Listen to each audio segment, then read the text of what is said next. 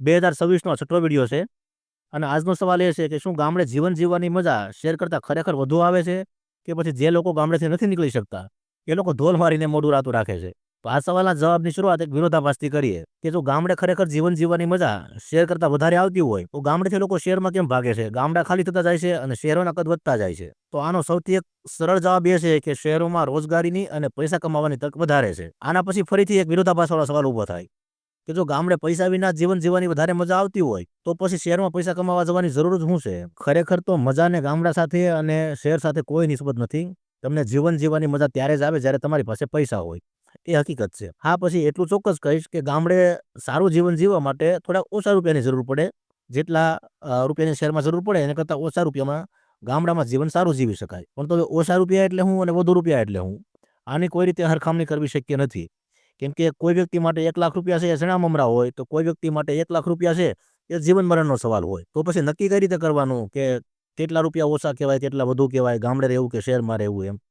તો એના માટે સૌથી પહેલાં તમારે તમારી જરૂરિયાત નક્કી કરવી પડે કે મારે જીવન જીવવા માટે આટલી સુવિધાઓ મારે આ જીવનમાં ભોગવવી છે અને એટલું કરવા માટે મારે એટલા રૂપિયાની જરૂર પડે. તમે જે નક્કી કર્યું છે તમારી જરૂરિયાતો એ અફોર્ડ કરવા માટે જે રૂપિયા જોઈએ એ તમે ગામડામાં કમાઈ શકો તો તમારે ગામડામાં રહેવું જોઈએ.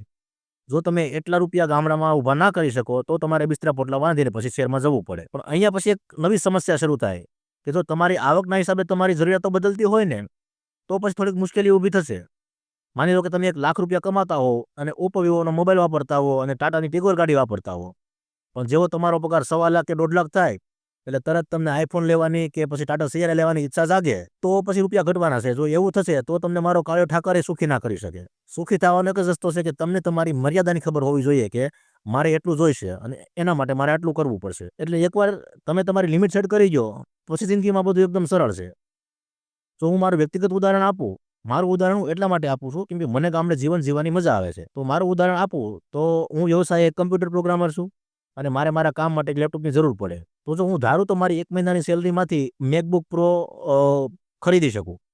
પણ એના બદલે હું 6 વર્ષ જૂનું લિનોવોનું કે જે 42,000ની કિંમતનું લેપટોપ છે એ વાપરું છું.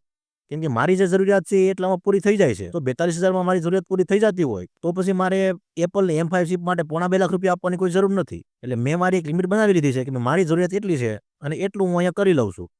એટલા માટે હું અહીંયા સુખી છું. બાકી મને પણ ઘણા લોકો એવા સજેશન આપ્યા છે કે જો એટલું બધું કામ આવતું હોય, સારો ક્લાયન્ટ બેઝ હોય તો પછી કોઈ સારા સિટીમાં જઈ અને કોઈ આઈટી ફર્મ શરૂ કરવી જોઈએ. પણ નહીં, મારો જવાબ એક જ હોય છે કે બહુ દઈ દીધું નાથ, જા હવે કશું નથી માગવું.